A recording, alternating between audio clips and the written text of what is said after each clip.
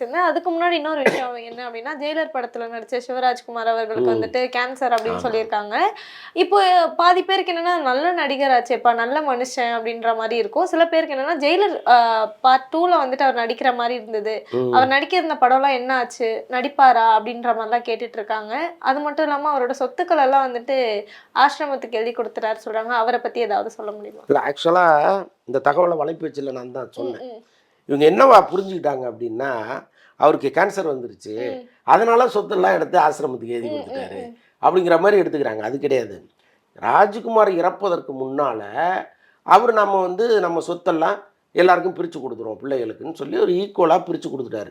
அது நடந்து பல வருஷங்கள் ஓகே, ஆயிப்போச்சு. ஓகே. நான் ஒரு நல்ல மனிதர்ன்னு சொல்றதுக்காக அந்த தகவல ம், சொன்னேன். ம், ம். இவங்க என்ன பண்ணிட்டாங்க, இதோட கனெக்ட் பண்ணிட்டாங்க. அவர் கேன்சரோட அத கனெக்ட் பண்ணிட்டாங்க. இது வேற, அது வேற. அப்போ அவரு என்ன பண்ணிட்டாரு, எங்க அப்பா சம்பாரிச்ச சொத்து வச்சு நான் சாப்பிட போறது கிடையாது. ஏன்னா நான் நெறைய கோடி கோடியா சம்பாரிச்சு வச்சிருக்கேன். அப்ப அந்த சொத்துக்களை ஏழை மக்களுக்கு நம்ம குடுப்போம். அப்புட்னா அனாதை ஆசிரமங்களுக்கு அத குடுத்துருங்கன்னு சொல்லி, மொத்த சொத்தையும் அதுக்கு எழுதி குடுத்துட்டாரு. அது மாரி நெறைய ஆசிரமங்கள் இருக்கு. எல்லாருக்கும் பிரிச்சு பிரிச்சு குடுத்துட்டாரு. இப்ப அவரு சம்பாரிச்ச சொத்து தான் அவருடைய குடும்பம் இயங்கிட்டு இருக்கு. இப்படி ஒரு நல்ல மனுஷங்கிறது தான் நம்ம சொல்ல வந்தது. கேன்சர்ங்கிறது தனி. அவர் இப்ப கிளம்பி அமெரிக்கா போயிட்டாரு. ஓகே. அங்கேருந்து ஒரு நம்பிக்கையோட போயிருக்காரு. நிச்சயமா அதெல்லாம் சரி பண்ணிட்டு நம்ம திரும்பி வந்துடலான்னு. ஜெயிலர் 2 அநேகமா அவர் இருப்பதற்கு வாய்ப்பு இல்ல.